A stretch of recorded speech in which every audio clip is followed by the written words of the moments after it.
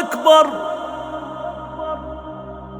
الله اکبر. سوره مبارکه الرحمن همونطوری که ملاحظه فرمودید آغازش با تعلیم قرآن کریم شروع می شود.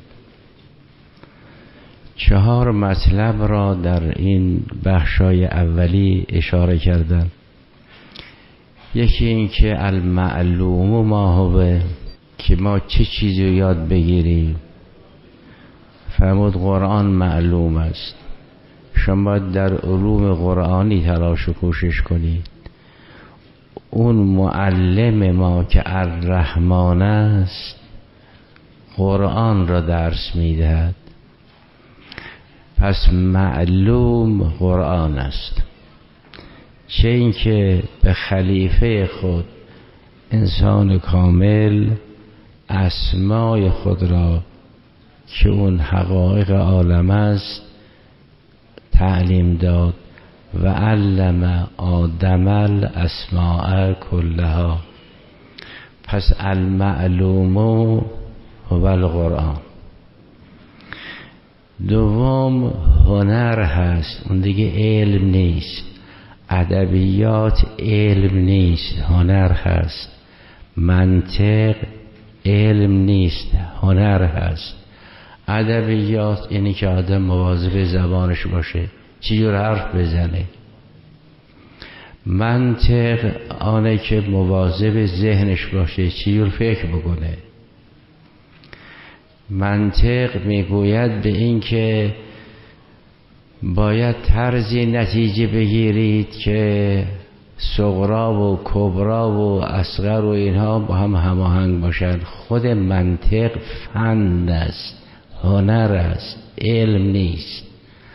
ادبیات علم نیست. ادبیات اینه که مواظب زبانش باشی، چی جور میخواد حرف بزنی، چی میخواد بگی رو با جای دیگه یاد بگیری.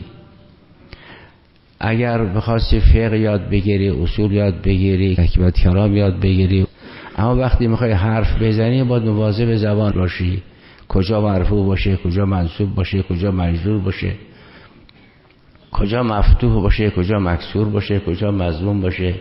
این زبان را تعلیم بدی. اینا رو میگن علم عالی، یعنی آلت بیان معلوم هستن. بیان علم نیست، هنر هست. اگر قرآن یاد گرفتی حالا اینجور بیان بکن. پس معلوم قرآن است. هنر اینی که آدم اون چرا که یاد گرفت بیان بکند. خاصیت بیان 4 چیز است. یکی این که مشهودات درونی خود را خوب میفهمد و اون را عرضه می کند، چون انسان یه ظرف خالی نیست. فرمود فالهمه فجورها و تقواها. انسان یه لوح نانبشته نیست، بلکه یک لوحی است که ذات اقدس اله با الهام فجور و تقوا بسیاری از حقایق را در او نوشت. اما به انسان بیان داد تا اون مشهودات و ملهمات الهی را بیان کند، بازگو کند. پس اول مشهود الهی است که ملهم است. دوم بیان که انسان میتواند اون چرا که خدا به او الهام کرد در درون او نهاد را بیان کند. 2 کار دیگر هم وظیفه اوست و این است که اون چرا که دیگران گفتند از راه بیان اون را خوب تحویل بگیرد. لذا در سوره نحل فرمود ما به شما چشم دادیم، به شما گوش دادیم، به شما فؤاد دادیم تا معارف را از جای دیگر تحصیل کنید. والله اخرجکم من بطون امهاتکم که لا تعلمون شیئا اما فجعل لکم السمع و الابصار و الافئده تا شاکر باشید. پس این کار سوم که انسان از بیرون بگیرد. کار چهارم این است که این معقولات، این مفهوماتی که از بیرون گرفت این را مشهود کند، عملی کند، که فهمو کلا لو تعلمون علم الیقین لترون الجحیم.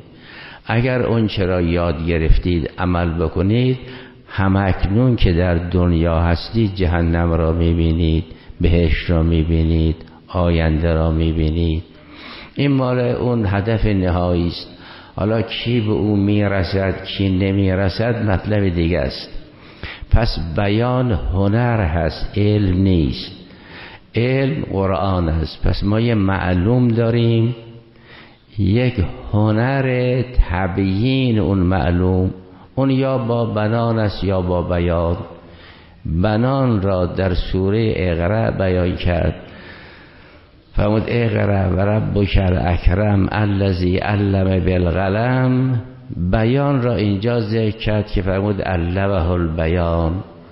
پس بیان برای این است که انسان درباره قرآن سخن بگوید. قرآن هم که تبیان کل شیء است. پس ها هنا امور اربعه. مطلب دیگر این که به وجود مبارک خلیفه خود که اسما را آموخت، اون اسما همین حقایق قرآن کریم است. مستحضرید که این اسما الفاظ نیستن، یک مفاهیم نیستن، دو حقایق عینی هستند که ما در دعای کمیل میگیم و اسمائک التی ملأت ارکان کل شیء. این اسم هاست که اسم اعظمش کارساز است که کسی به اون مقام بار یافت به اذن خدا مرده را زنده می کند، بیمار را شفا می دهد. وگرنه صرف لفظ بدون قداست روح یک ثواب خالی دارد و همچنین ادراک مفهوم بدون قداست روح ذکر است و ثواب دارد. اما بتواند مرده را زنده کند، بیمار را شفا بدهد، این همون به اسمائک التی ملأت ارکان کل شیء اون اسماست. خب به وجود مبارک خلیفه خود اسما را آموخت، بعد هم بیان را به او داد. لذا فرمود یا آدمو انبئهم. اگر او قدرت تبیین نداشته باشد که نمیتواند معلم فرشته ها باشد. که مطلب دیگر این است که این قرآن را که معلوم هست، فرمود این باید در درون جانتون باشد. تو روایات از وجود مبارک استعمی سلام الله علیه رسیده است که حوادث وقتی پیش میاد شما باید 2 سنگر داشته باشید. فجعلوا اموالکم دون انفسکم. یه حادثه‌ای که پیش آمد، این مالتون رو با سنگر قرار بدید که با مالتون جانتون حفظ بشه. در رقم بعدی اذا نزلت نازلتون، اگر این رخداد سنگین از سنگر اول عبور کرد، فجعلوا انفسکم دون دینکم، جانتون را سنگر قرار بدید که دینتون محفوظ بماند. وقتی جانتون را از دست دادید دیگه مسئول نیستید، کسی هم به دین شما آسیب نمیرساند. این 2 سنگر تو بیانات نورانی هست امیر سلام الله علیه که اذا حدثت بکم بلیتون فجعلوا اموالکم دون انفسکم، اذا نزلت نازلتون فجعلوا انفسکم دون دینکم. نه اینه که معاذالله دین را سفر قرار بدید برای حفظ جان، بلکه جان را سفر قرار بدید برای حفظ دین. حالا چه بنان چه بیان باید در حریم همین قرآن کریم باشد و خود قرآن کریم را در سوره نحل فرمود این تبیان کل شیء است، بیان کل شیء است، یعنی مبین است. در این قلم الهی ابهامی نیست. ما یه سلسله مطالب را گاهی در قلب نورانی ولی خودش القا میکند، مثل که حدیث قدسی یا روایات که می‌فرماد این مطلب در قلب اون ولی القا میشه. حالا تعبیراتش، عبارتهاش به عهده خود ولی است که روایت‌ها غالبا از همین قبیل. یه وقت هست نه، معنا و لفظ هر دو را خودش بیان میکند، اون میشه قرآن. لذا فرمود تبیان کل شیء است، لکن یه چیز حق و روشنی است اما بدیهی نیست، معلم میخواهد. لذا تو همون سوره نحل فرمود لتبین للناس ما نزل الیهم، تو مبینی، تو مفسری. این یک کتاب عمیق و علمی و پیچیده است. اگر در سوره آل عمران فرمود محکماتی دارد، متشابهاتی دارد و ما یعلم تأویله الا الله، اگر راسخون عطف بر الله باشد به یک تعبیری، پس حقایق قرآن پیش راسخان است، اما راسخان را معلم ما قرار داد دیگر.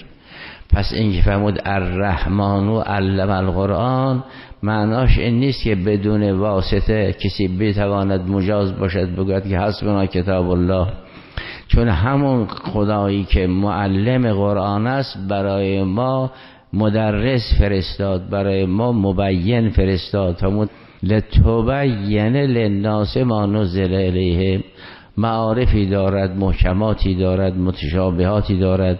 ارجاع متشابهات به محکمات کار آسانی نیست و کلیاتی را گفتیم، مطلقاتی را گفتیم، حدودش و ثغورش رو شما باید معین بکنید.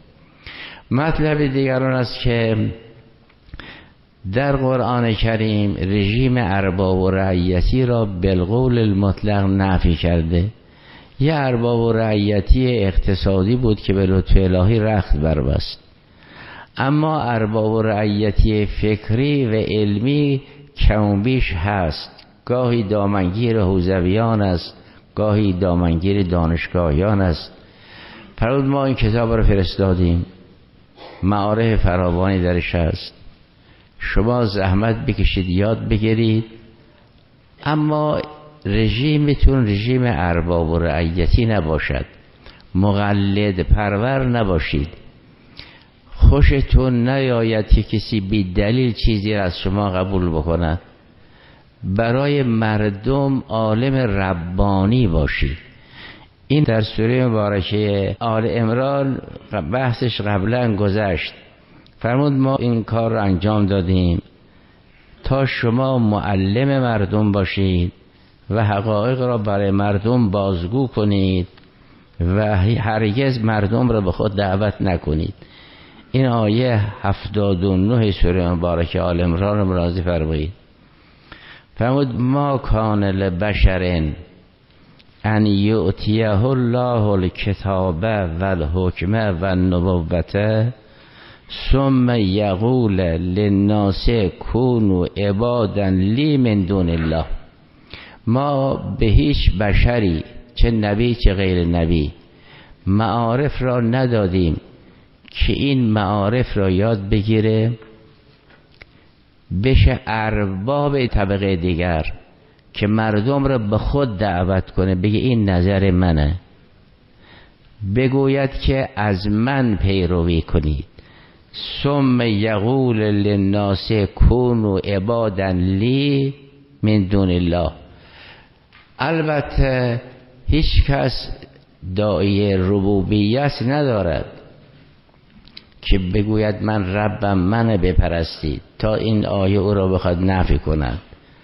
اما این تفکر تقلیدی، مقلد پروری، جاهل را در جاهلیت نگه داشتن و جلوی پیشرفت تحقیقی علم او را گرفتن و تحمل نقد نداشتن، این رو نفی میکند.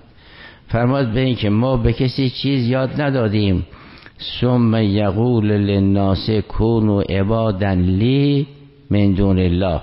خب بس چی باید باشیم؟ این امور را به افرادی یاد میدیم تا اینکه ولکن کونوا ربانیین. عالم ربانی کسی است که هم شدید و ربط به رب خودش باشد، بنده محض باشد، هم شدید و ربط به مربوب ها و متعلمانش باشد، بشه معلم خوب. یه همچه آدمی میشه عالم ربانی. یه که مربوط به خصوص انبیاء